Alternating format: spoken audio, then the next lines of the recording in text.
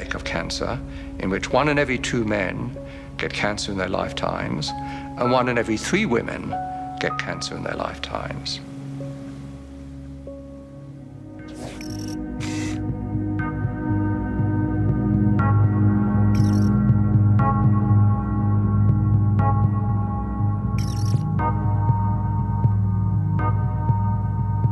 Towards the end of 1989, a great box of documents arrived at my office without any indication where they came from.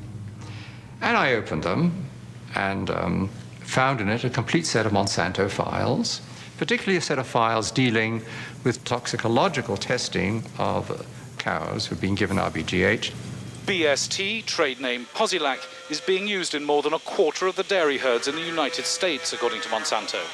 The milk has been drunk by a large portion of the American population since the Food and Drug Administration declared it safe for both cows and humans 4 years ago. And at that time, Monsanto was saying, there's no evidence whatsoever of any adverse effects, we don't use antibiotics, and this clearly showed that they had lied through their teeth.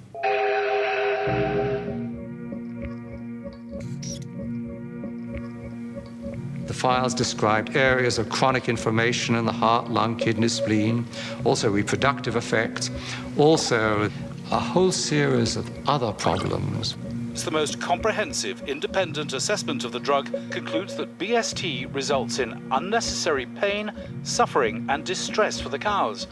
This is not acceptable for a drug designed simply to increase milk production. It is a silly product. The industrial world is awash in milk. We're overproducing milk. We actually have governments around the world who pay farmers not to produce milk. So the first product Monsanto comes up with is a product that produces more of what we don't need. Of course, you'll want to inject Posilac to every eligible cow, as each cow not treated is a lost income opportunity. But the problem was that use of the artificial hormone caused all kinds of problems for the cows. It caused something called mastitis, which is a very painful infection of the udders.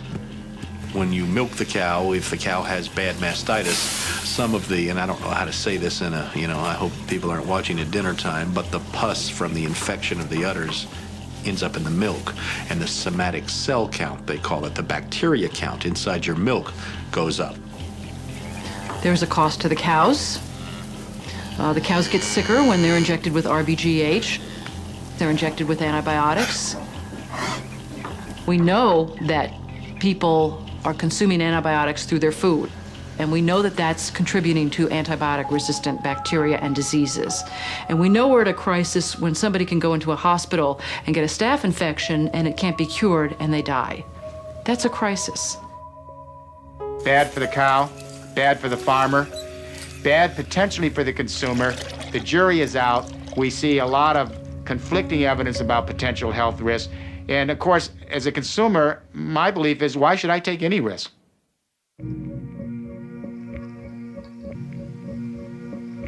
Factory farm cows have not been the only victims of Monsanto products. Large areas of Vietnam were deforested by the U.S. military using Monsanto's Agent Orange. The toxic herbicide reportedly caused over 50,000 birth defects, as well as hundreds of thousands of cancers in Vietnamese civilians and soldiers, and in former American troops serving in Southeast Asia. Unlike the Vietnamese victims, U.S. Vietnam veterans exposed to Agent Orange were able to sue Monsanto for causing their illnesses. Monsanto settled out of court, paying $80 million in damages, but it never admitted guilt.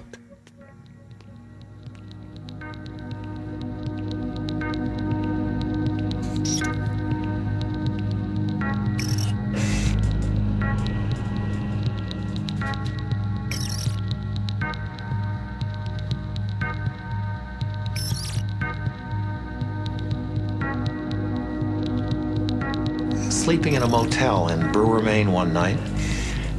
I woke up with terrible hay fever and my eyes were burning, and I looked out at the river and there were great mounds of white foam going right down the river. And the next morning I got up and I said, my God, what was that happening last night? He said, oh, that's just the river. And I said, what do you mean? He said, well, look, every night the paper companies send the stuff down the river. I said, what are you talking about? And he said, don't you understand? That's how we get rid of the effluent from the paper mills. Well, I knew at that time. I'd been in a business. I'd sold oil to the paper mills. I knew all the owners. I'd been in politics. I knew the people in the towns. I knew not one constituent of the paper mills wanted to have the river polluted.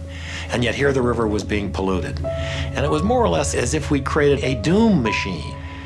In our search for wealth and for prosperity, we created something that was going to destroy us.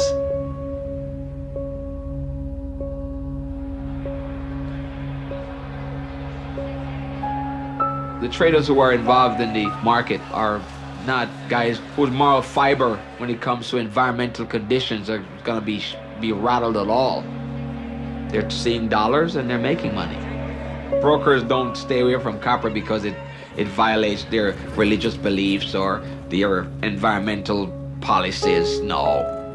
When you think about it, but it's fleeting. It really is a fleeting moment. It's like, you know, yeah, oh yeah, well, the town's being polluted down there in Peru, but hey, this guy needs to buy some copper. I'm getting paid a commission too. Our information that we receive does not include anything about the environmental conditions. Because until the environmental conditions become a commodity themselves or are being traded, then obviously we will not have anything to do with that. It doesn't come into our psyche at all. You know, it's so far away and you hardly hear anything about it. I mean, keep in mind, there are things going on right in our backyards, for God's sake. We trade live hogs. There's so many pigs in the state of Carolina that is polluting the rivers, but how often do you find out about that?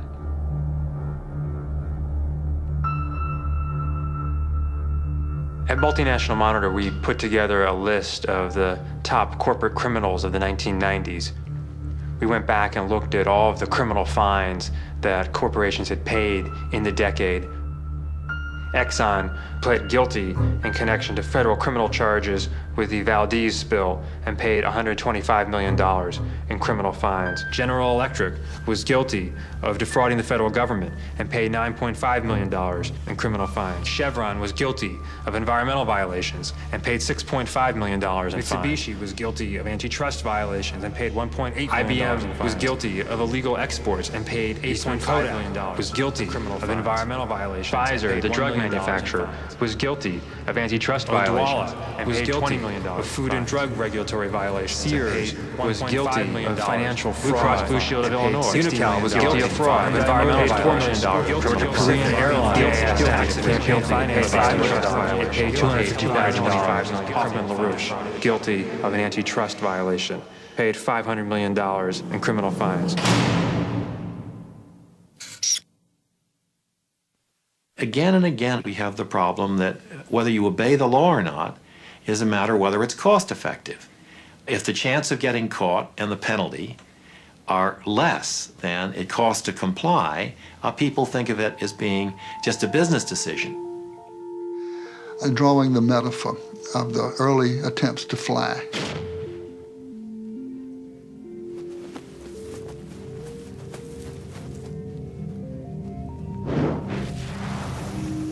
The man going off of a very high cliff in his airplane with the wings flapping and the guy is flapping the wings and the wind is in his face and this poor fool thinks he's flying, but in fact he's in free fall and he just doesn't know it yet because the ground is so far away. But of course the craft is doomed to crash. That's the way our civilization is. The very high cliff represents the virtually unlimited resources we seem to have when we began this journey. The craft isn't flying because it's not built according to the laws of aerodynamics, and it's subject to the law of gravity. Our civilization is not flying because it's not built according to the laws of aerodynamics for civilizations that would fly.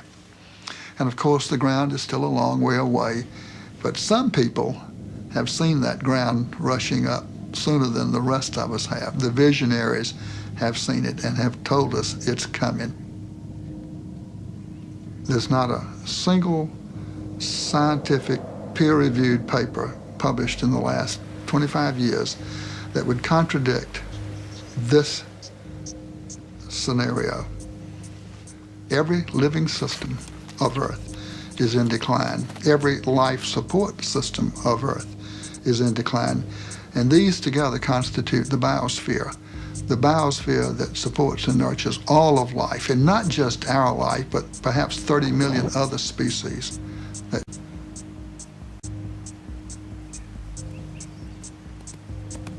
The typical company of the 20th century, extractive, wasteful, abusive, linear in all of its processes, taking from the earth, making, wasting, sending its products back to the biosphere, waste to a landfill.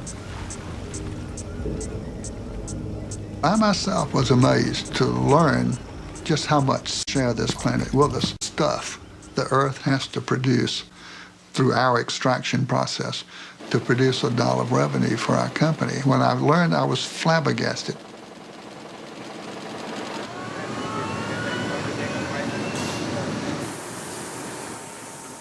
We're leaving a terrible legacy of poison and diminishment of the environment for our grandchildren's grandchildren, generations not yet born.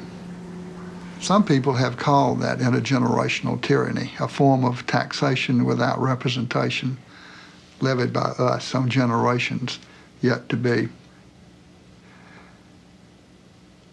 It's the wrong thing to do.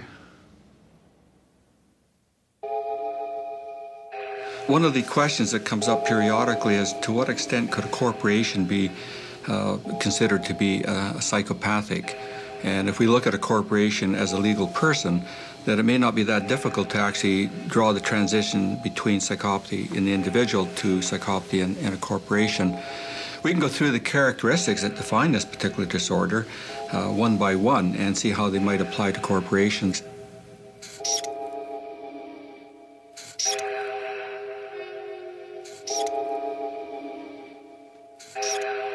They would have all the characteristics. And in fact, in many respects, a corporation of that sort is the prototypical psychopath.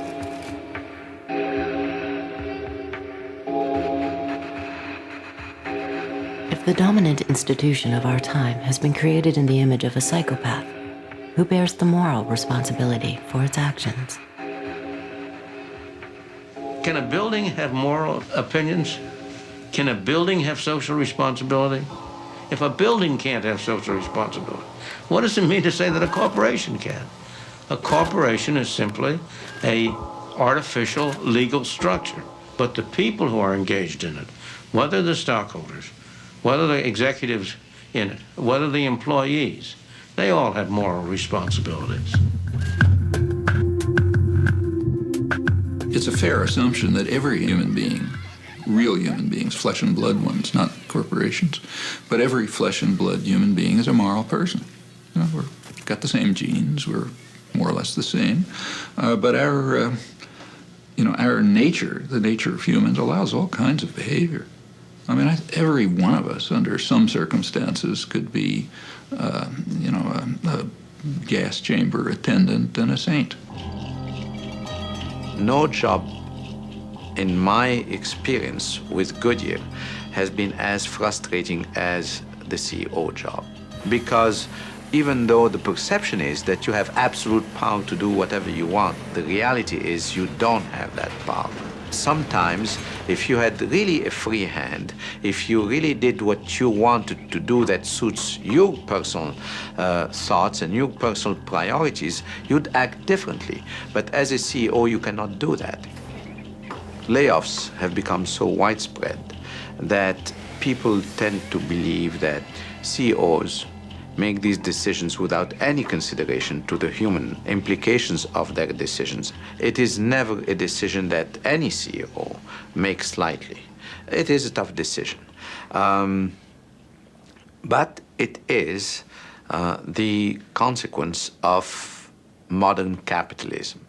When you look at a corporation, just like when you look at a slave owner, you want to distinguish between the institution and the individual. So slavery, for example, or other forms of tyranny are inherently monstrous.